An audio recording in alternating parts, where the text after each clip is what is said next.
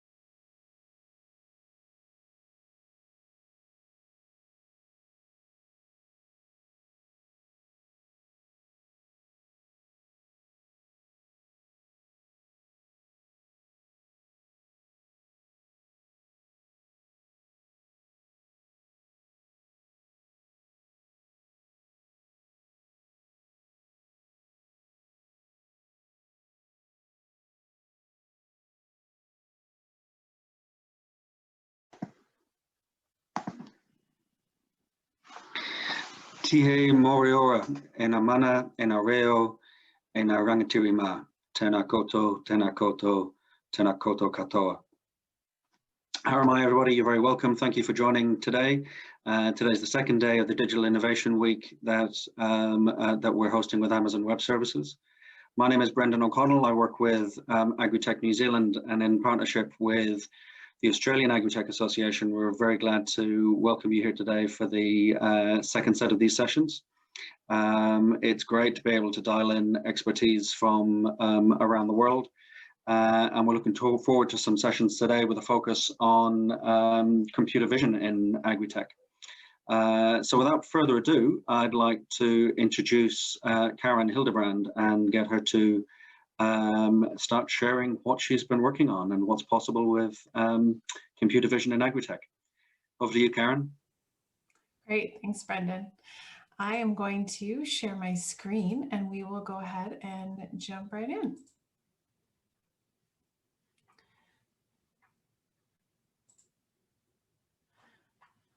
All right.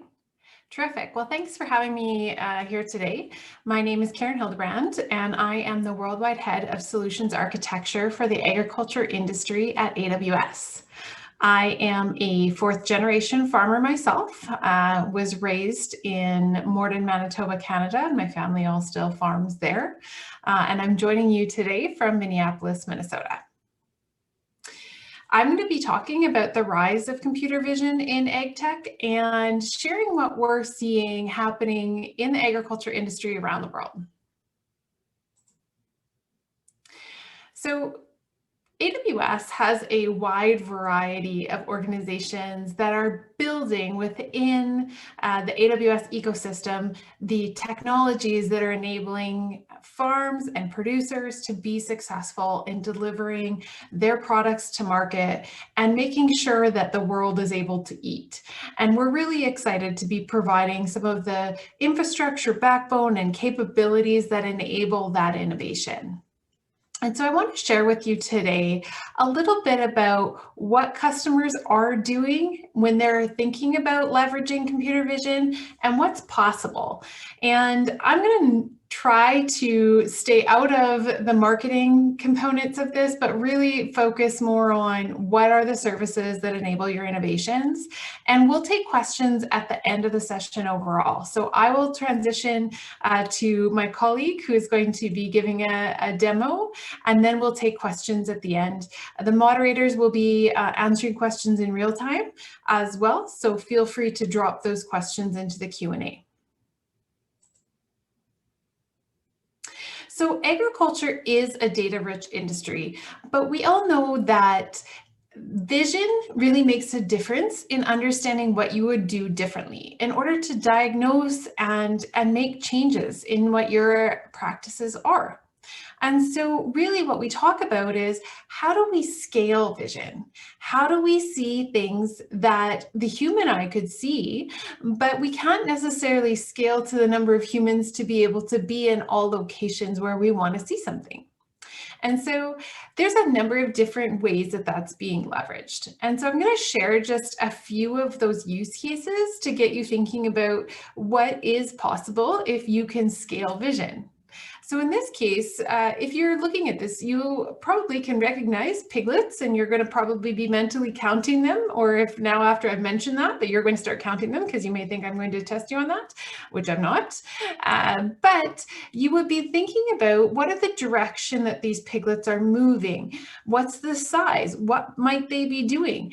And so when you're thinking about that, you're automatically processing things like what direction they're moving based on what direction their head's pointed in. But those are things that you have to train a computer vision model to think about.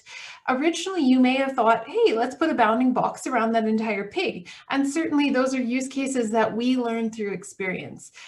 That if you're actually building something that you want to know the direction, not just the count of which the animals are moving, you'll want to be thinking about building the bounding box around the head of the animal. And that way you have the ability to solve more problems. And those are the kinds of lessons that you learn when you're thinking about, how do I scale and think about what a computer can capture that my mind automatically processes.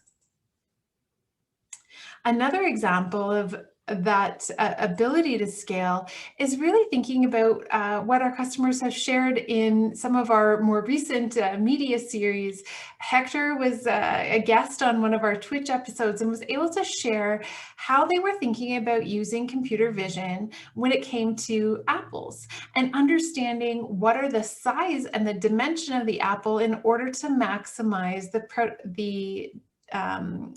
who that end product goes to. Because there's sizing and marketing constraints around that, you can best match the size of the apple that is being harvested to the end consumer that likes that size of apple.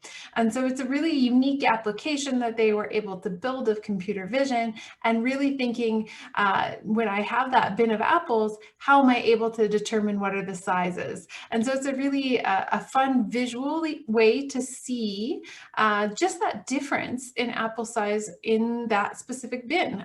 So that's what you'll see there on the right-hand side of the screen. Additionally, we see customers who are working in different areas of livestock, so not just in pigs, for example. It can work across all different types of animals. So Cattle Eye, for example, is using computer vision and in a passive way to be able to detect animal lameness. And what they were able to do is be able to say, I can look from above as the cattle are moving down an alleyway and be able to detect what that lameness score would be, as well as other unique indicators of animal health, and be able to do early interventions.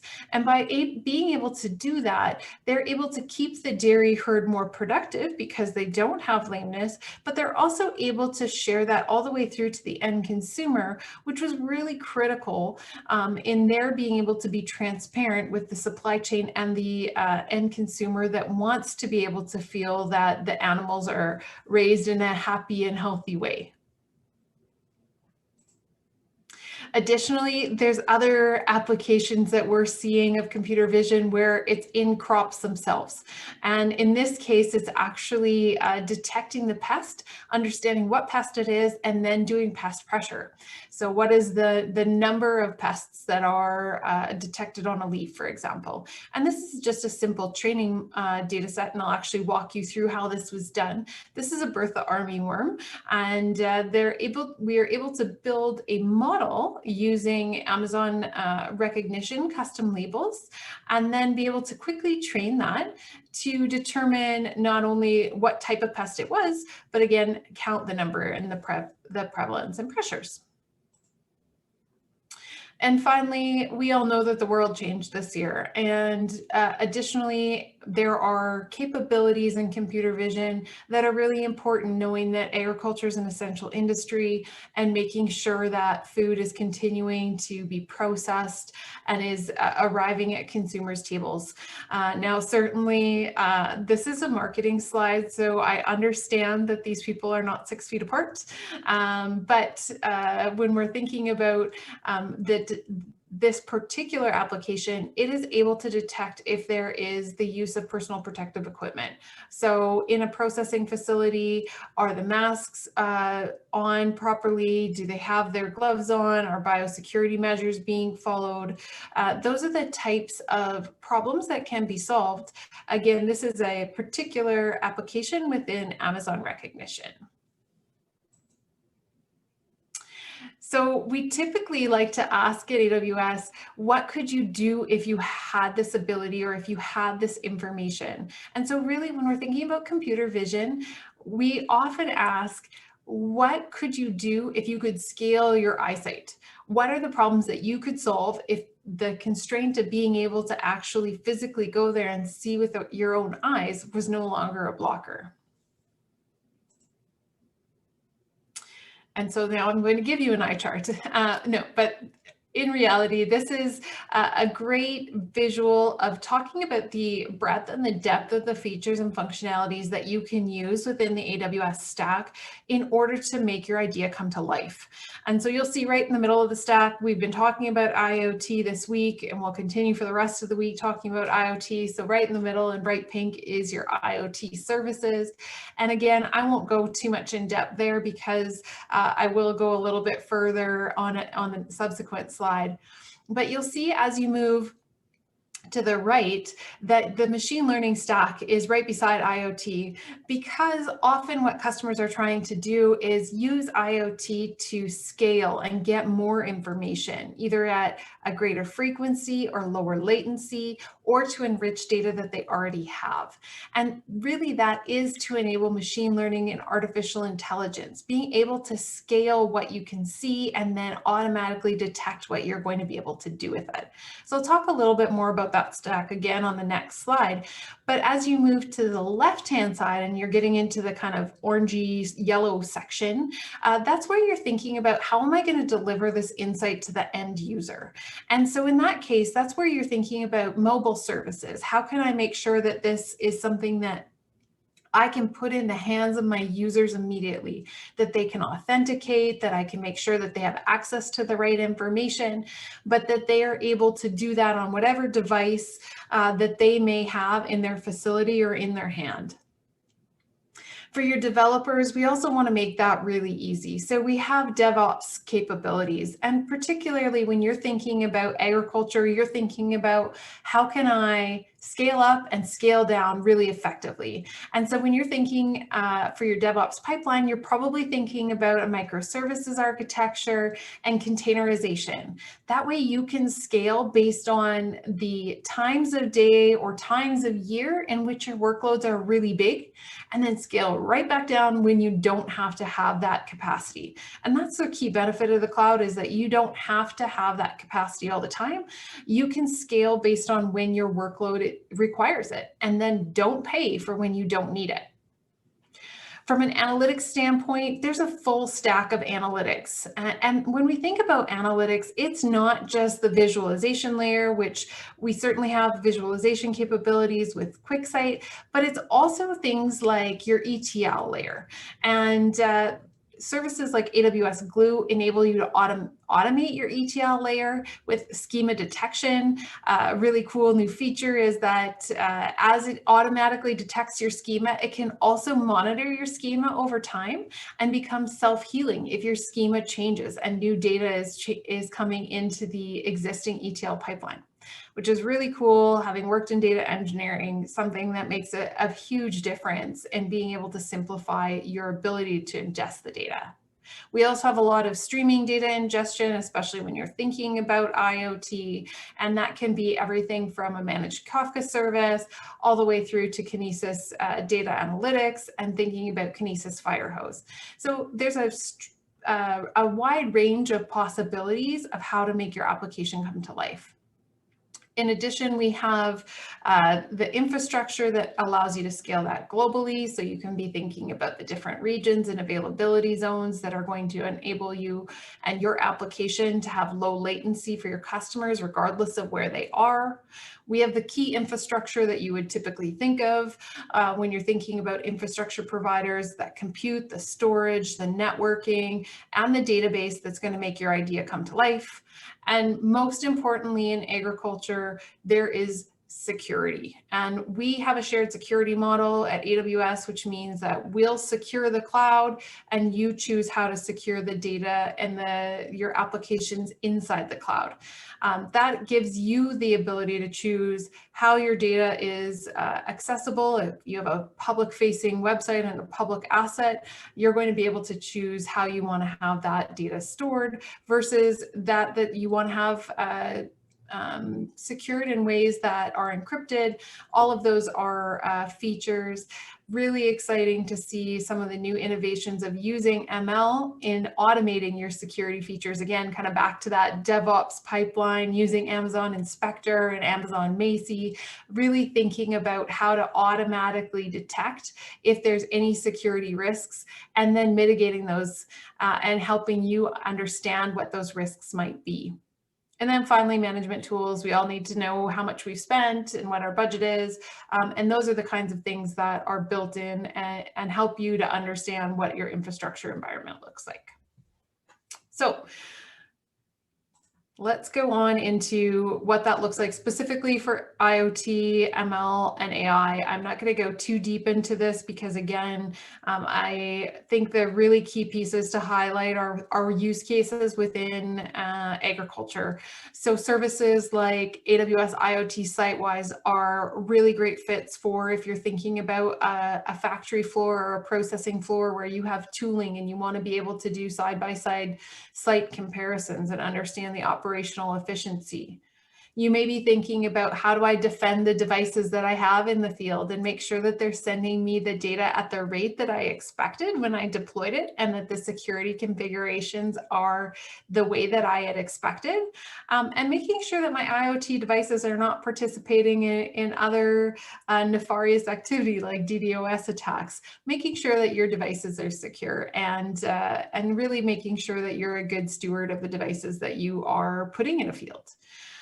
Additionally, there is the ability to ensure that your data is persisting regardless of intermittent connectivity. So services like AWS IoT Greengrass enable you to do that. And it's a really great service when you're thinking about computer vision and how I could potentially pre-process that data as well as perform ML inference at the edge. So I have the ability then to score that model right out at the edge and provide an ultra low latency response for a control plane.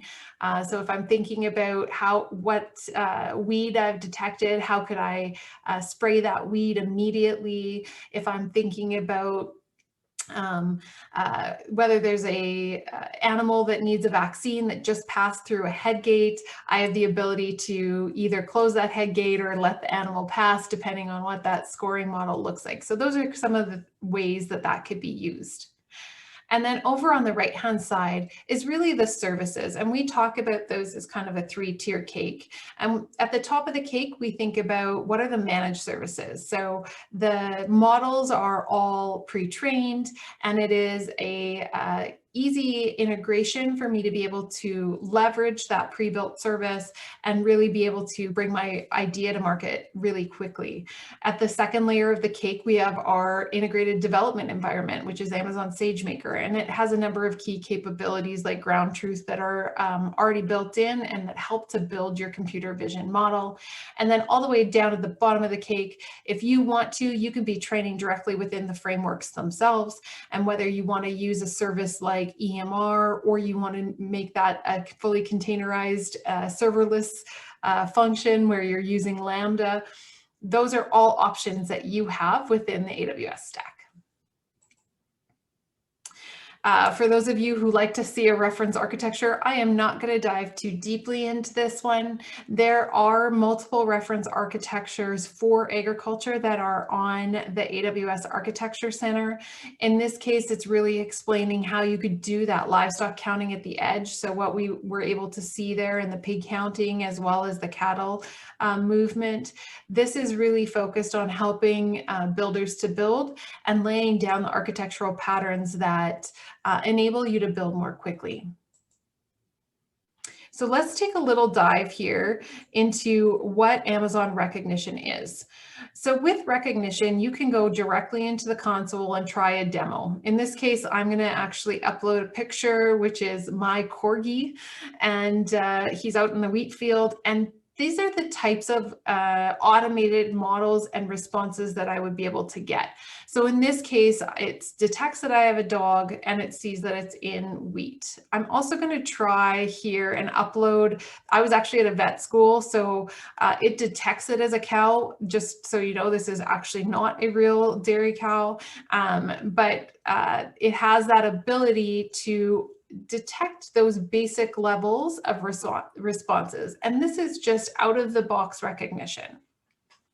If I want to go a little bit further and I need it to be more specific, I have the ability to, oops, sorry, I don't need to do that here. So let me go into what is custom labels. And so within Recognition, there's now the ability to leverage custom labels to detect particular specific items. So in this case, I'm going to build a model that is specific for Bertha armyworms, and I can create a data set super easily. I can actually upload pictures from my device, and you can start building these models with as few as 10 images. So I'm just going to actually upload them from my computer here, and I have the ability to add the images. Super simple, choose the files. I'm going to go into here and find where I kept all of my demo stuff. And here is 10 pictures, 12 pictures that were done, and simple as that. You see them all, and I click on the orange button that's uploading the images. Now that I have all of my sample images, which were pretty diverse here, I'm going to be able to go over and select any one of those images and be able to add the label. So first of all, I have to determine what it is I'm labeling, and you could have multiple labels here. I'm just going to add one for Bertha armyworms and be able to click Save. Then I go into drawing the boundary box. It's going to open up that image, and I can drag around the actual Bertha armyworm. So it starts to see and recognize what are the characteristics of the Bertha armyworm versus the leaf that it's present on. And again, I'm going to choose a bunch of different orientations of the Bertha armyworm. The more orientations and the more lighting conditions, the more accurate my model is going to be able to be. And so I can take all different shapes of what that Bertha armyworm looks like, as well as the different colors based on the different parts of the growing season and kind of the maturity of the Bertha armyworm itself. And so I can do that multiple bounding boxes in the same picture as well. So that's as simple as it is to be able to build the bounding boxes around your custom labels. So let's move into the next step and actually creating here what that can look like when you actually have your final image video and you're ready to get started. So this is back to that pig processing. And in this case, what we're able to do is understand and count the animal as they're they are loading onto a transport trailer. And that can indicate whether the piglets, how many piglets are at the facility at a given time, how many have been moved on the transport facility, and making sure that the pigs are correctly accounted for at unloading as well. And this was a fun application because it allowed some ground truthing of humans versus the computer to see how accurate the humans were in counting the loading process versus the computer. And let's just say the computer was certainly more accurate and consistent over time. But this also helps to inform a number of the operational metrics that you may be wanting to run. And that is things like managing your feedlot inventory, understanding your transportation network, ensuring that the unload process has the same number of animals unloading as you loaded, or accounting for any animal health conditions that were a challenge in transport. And it can also be leveraged for things like large vaccine applications, ensuring that the veterinary records match with the amount of vaccine that was administered, and automatically entering that information based on identification of the animal itself.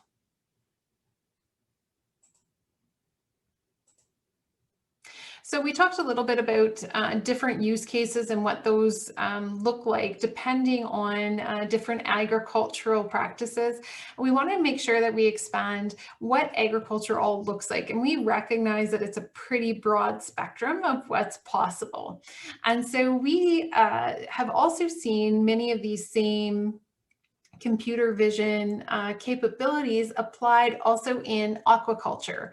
And specifically when we think about the conditions of fish pens and fish farms, we understand that there can be pressures that need to be detected.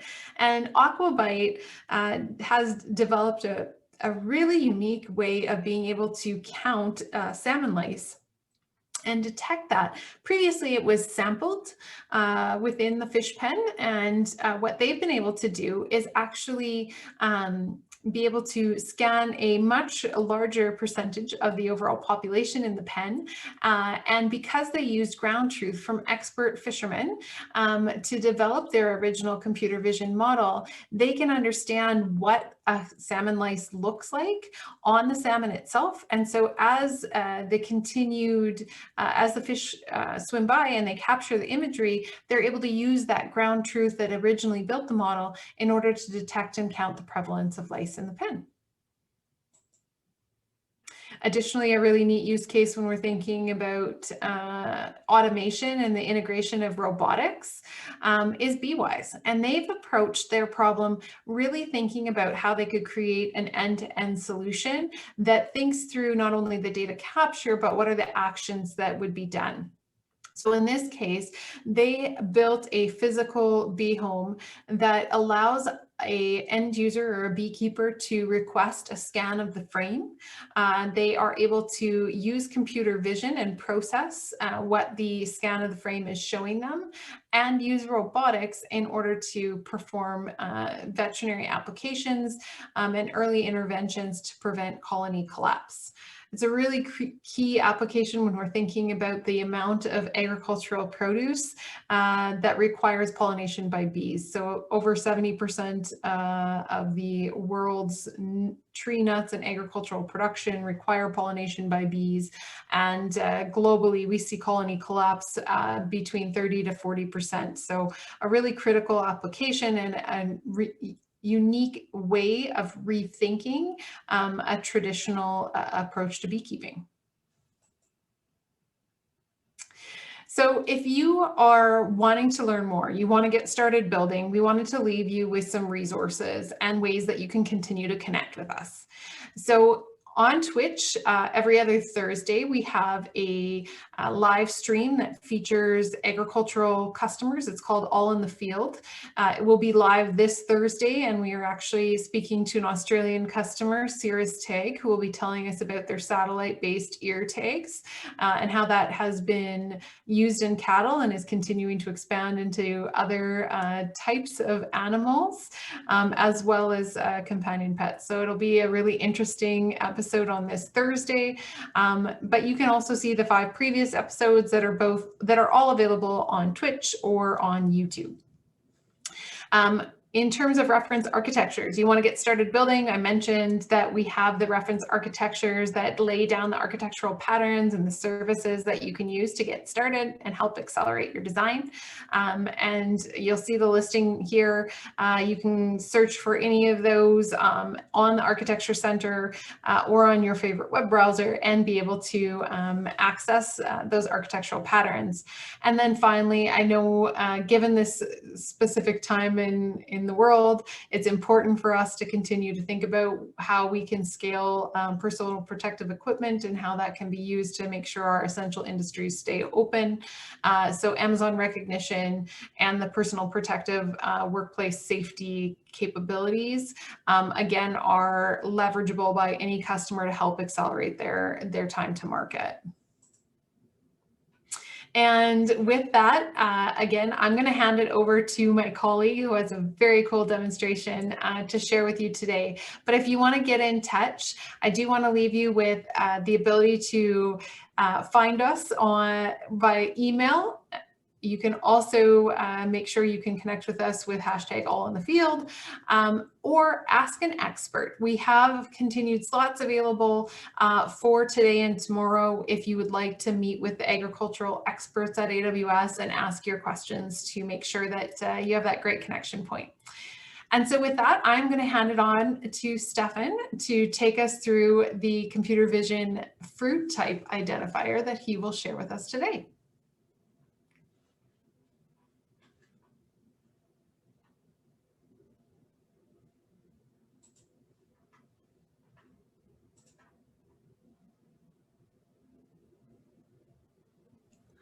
Right, sorry about that, the old mute button drama. Thanks very much for that, Karen. Hopefully everyone can see my screen. I'm going to assume that we all can.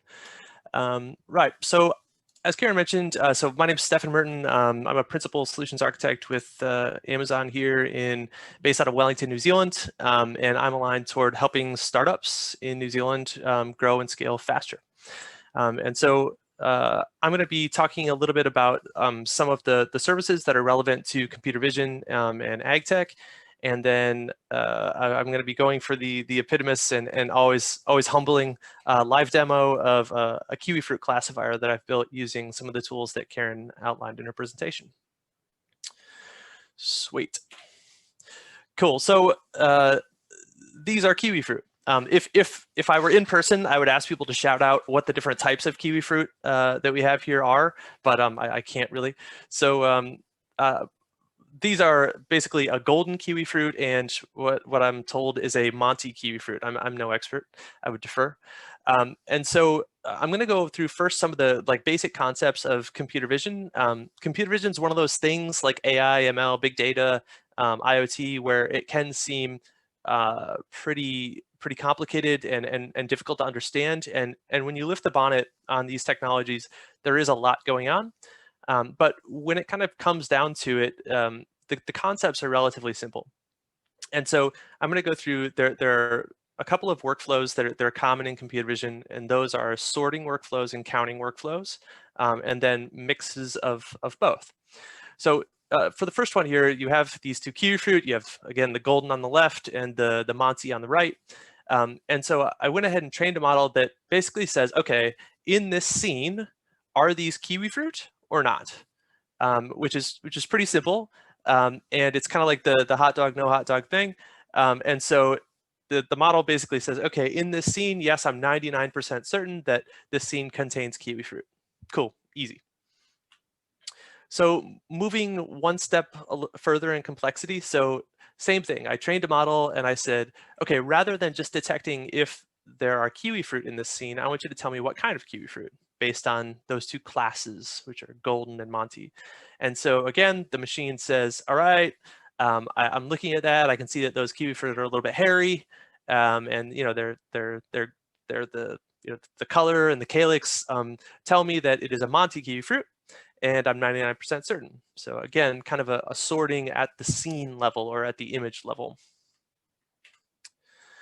So moving right along, the next kind of increasing complexity of a computer vision task that's very common is, sweet, so Mr. Machine, I want you to not only tell me, so I want you to figure out the boundaries of all of these kiwi fruit or all of these objects that I'm interested in, draw a bounding box around that object, and then tell me how many of those bounding boxes you have.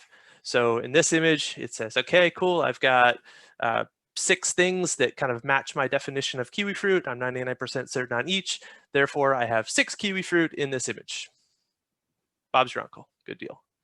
And this is more of a, like I said, this is a counting task. So any type of object or thing where you have an image and you want to know how many of that thing are in the image. Cool. And so the last one here is kind of a mix of both. And again, this is a really common one. Karen showed some examples of this in real life using recognition. So here I say, okay, I have 2 classes, the golden class and the Monty class. I want you to draw bounding boxes around each of those classes and then tell me how many of each there are. So in this case, the machine says, okay, cool, I've drawn 6 bounding boxes. I've got 6 kiwis. I've got 3 golden, 3 Monty. Excellent. Good job, machine. Sweet. And so the last thing I just wanted to show was, as Karen mentioned, there are some other, so those would be examples of custom labels where we've got these different types of objects and we want to either sort them or count them. So kiwi fruit being the example that we were working with, but there are other like really common workflows for which there are already very, very good algorithms for doing those operations. And so those are provided by AWS so that you can use them out of the box. You don't have to train them yourself. You can just use them. They're very performant, very accurate straight away.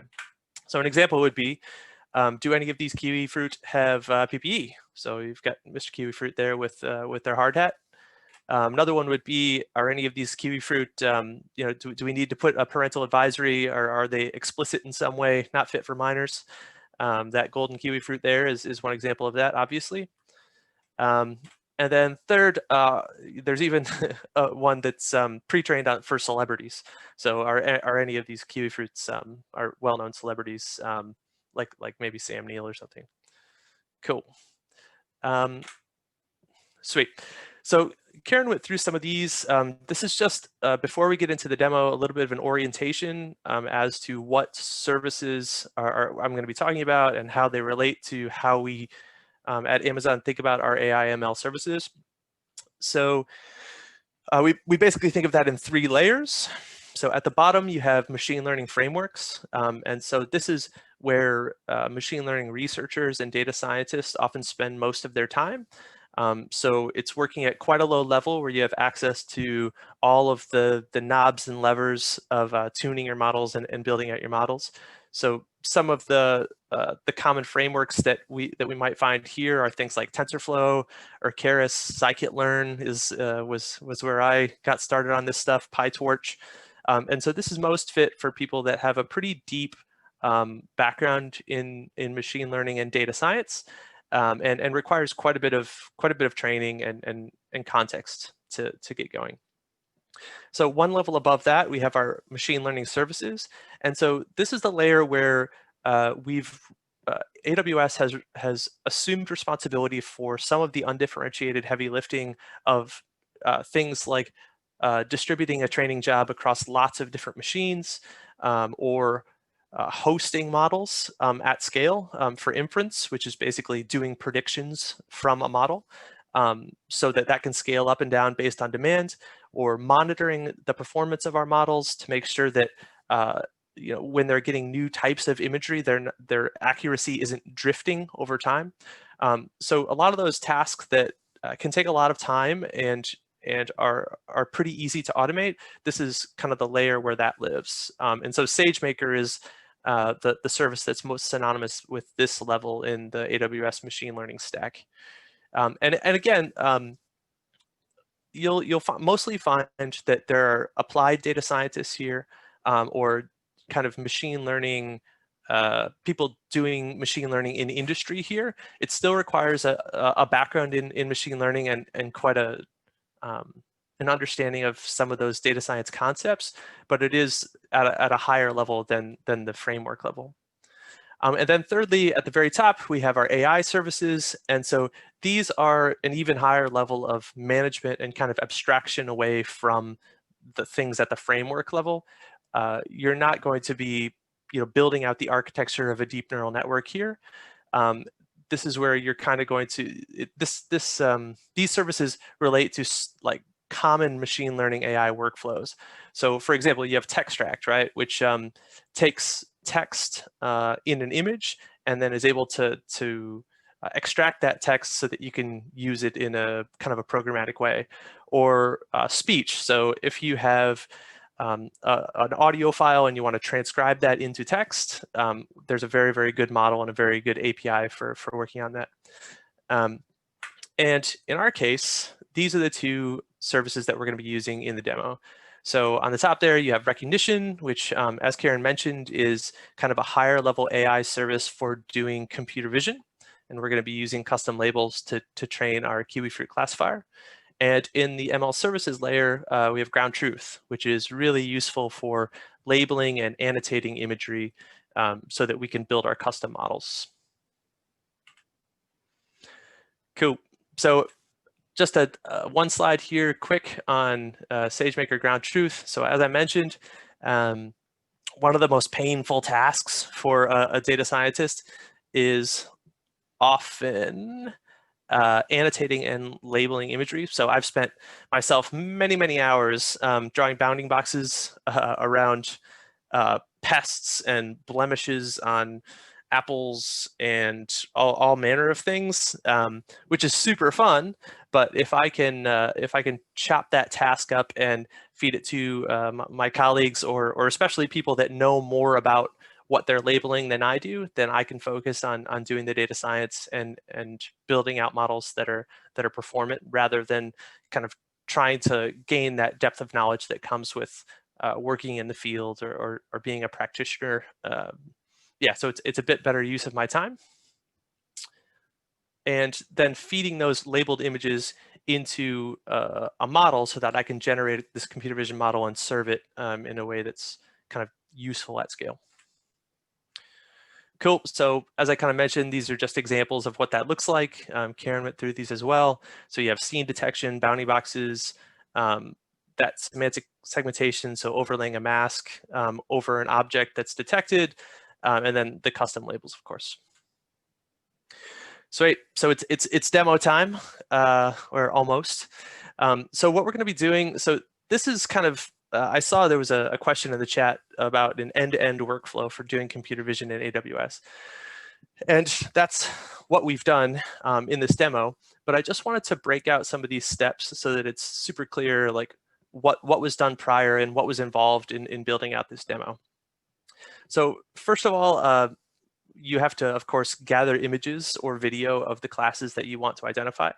So in this case, I went down to the local fruit shop and bought some different types of kiwi fruit here, and got out my phone and kind of captured a bunch of video, all different angles of the kiwi fruit, of a few of them, and then split those frames out and put them into S3. So that's Amazon's cloud storage system for object storage. Then I uploaded those images to cloud storage. I then used ground truth to label those classes of objects as either golden or Monty. Then I fed those images into my recognition service and trained the model to differentiate between those two classes. Then I deployed the model using the API code that Recognition provides for me. So it's super simple, command line. You just spin up the model, deploy it, and then feed images through it using that command line code that's provided. And then start predicting. Keep an eye on things to make sure that they're not accuracy isn't drifting, and start generating some value. From the cloud architecture perspective, this is just a bit of another orientation. So I've got my sample images there that I said I used my phone to just grab a bunch of video and then dump those. So label those using SageMaker, ground truth. In my case, I actually because I'm a little bit, I don't like drawing bounding boxes anymore. I distributed that task among my AWS colleagues, and kind of, so they all got a link in their email that said, hey, you're invited to this labeling task, and they got to spend a few hours drawing boxes and labeling kiwifruit. Spoiler alert, a lot of my New Zealander colleagues weren't as good at identifying different kiwifruit types as I would have hoped, but we'll get there. And then I fed those images into recognition and then deployed the model once the accuracy was where I wanted it to be. Cool. So right now I'm just going to switch over to the browser and do a bit of a demo on recognition. Or sorry, ground truth. So hopefully, I think everybody can still see my screen here. So right now I'm in the AWS console, and I'm just going to navigate over to Amazon SageMaker. Cool. And so as you can see here, I've got ground truth, which is one of the services that composes the SageMaker offering. And so I'm going to click labeling jobs.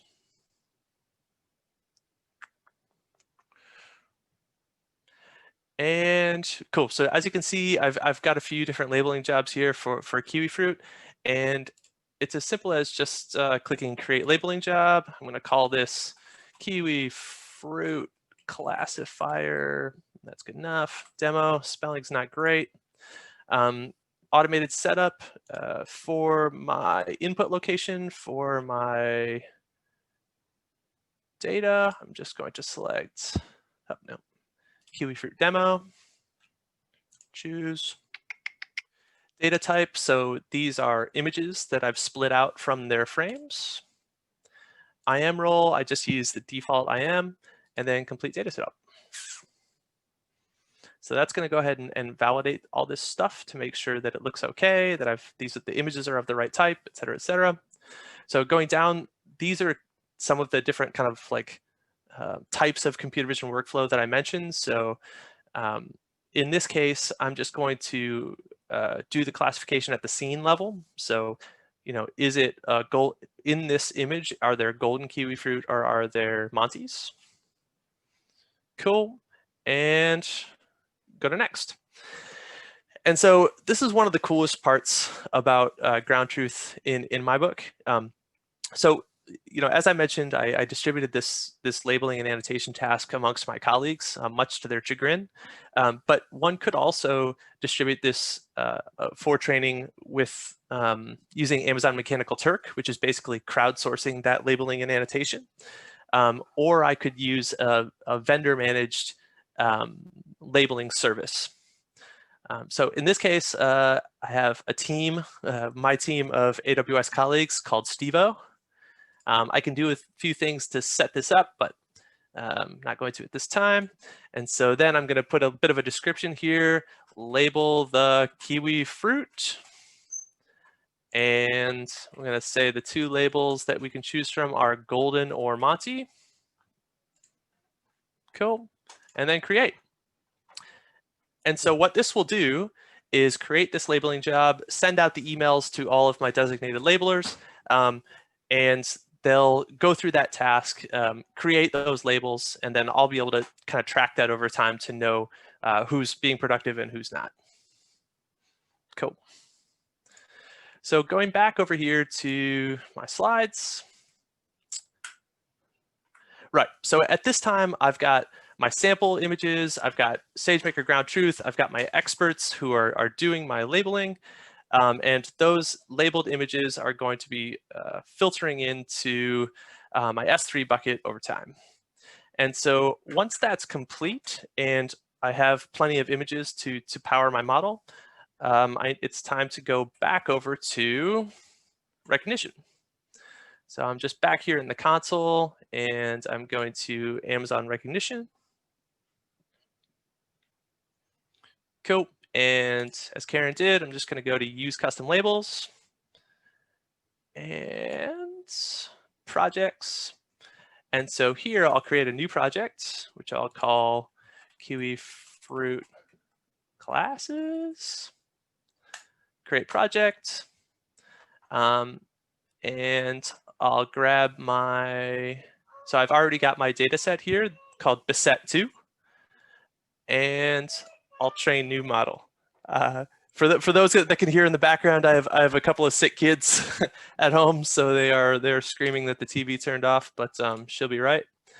So I'm going to go to beset2, and then in order to validate my data set, I'm going to split out 20%, and then just click train. And so this may take a while, so this will train in slow time.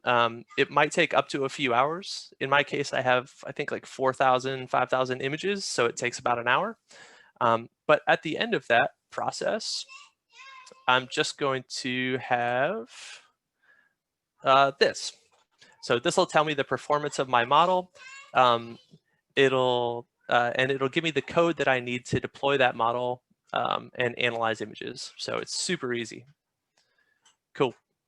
So without further ado, I'm going to go ahead and do the live demo.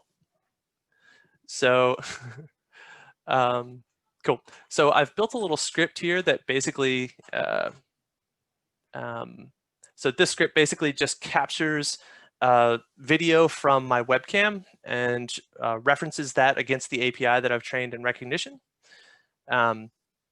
And so that's all that this is doing. So it's the reason why there's a bit of a lag is because it's actually pushing it to Virginia, the image, to reference against the API. So let's have a go. Cool. So again, I'm just activating the webcam here. I've got a white background. And so what this is going to do, okay, unknown, that's good. That's a good sign. So here we have the Monty kiwi fruit. And it's round tripping to Virginia at the moment. And here we go. Ho! And there you have it. So what you see there is the class that it's predicted. So it believes that this is a Monty kiwi fruit with 99% confidence. And of course, as you can see, like if I rotate things around to show the calyx, you know, different features, it's more or less confident based on that that aspect of the object. Cool. So that's looking good. That's looking very good. I'm very happy with that. And now let's try the golden. I just bought these goldens this morning, so I'm hoping they're going to perform for me here. And it's round tripping that image to Virginia. And hold on, wait for it, wait for it. It's a lot of suspense with this. Hey, 91% golden. That's good. That's good. The live demo is always interesting. Gets the blood pressure up. But yeah, so as you can see here, it does work. This wasn't actually trained on that many images. I literally just took my phone and kind of rotated it around some kiwis from the fruit shop. I did so on a white background for most, so that's how it performs best. To do this and deploy it to the fields, you'd probably want to get some more images out in the wild. But it is a bit like magic. It does just work. Cool. So I'm just gonna kill my demo here and pop back over to my slides. Sweet. Cool. So if I were to take this demo further, and I do plan to do so because it's super fun, what I would probably do is, so as you can see in that demo, there is a bit of latency because I'm round tripping to Virginia. In order to reduce that latency, I could just round trip to Sydney, so deploy this to the Sydney region, and that would reduce it a lot. I plan to package this up using an AWS like CloudFormation script so that people that are interested, like yourselves, could train a model for you know, whatever type of objects they want, bounding boxes, whatever, and pretty much make that as turnkey as possible. So you just hit the go button, feed it the images, and it'll just work. And then lastly, I would love to deploy this into the field via an edge device. And so that's something I'll be working on. I'll be up in Napier in a few weeks. doing another presentation, and for that one, the predictions will be working on an edge device, so the latency will be pretty much non-existent. Those predictions will happen in real time, so lots of cool things to explore from here. Yeah. And so, as Karen mentioned, if you want to get in touch or you're interested in kind of following this demo as we evolve it, this is where you can do so. And yeah, I think at this point, I might just turn it over to Brendan or Mary for Q&A.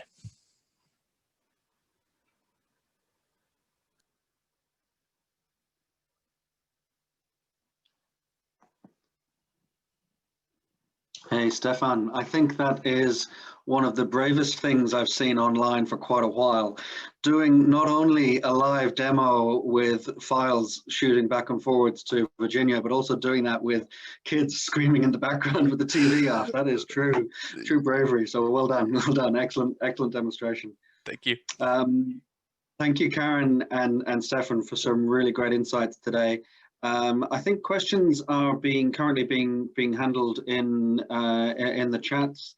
Mary, anybody, if you want to speak up, please do so. But I think those things are in hand at this stage. And I know if anybody wants to learn more, please do reach out to the AWS team.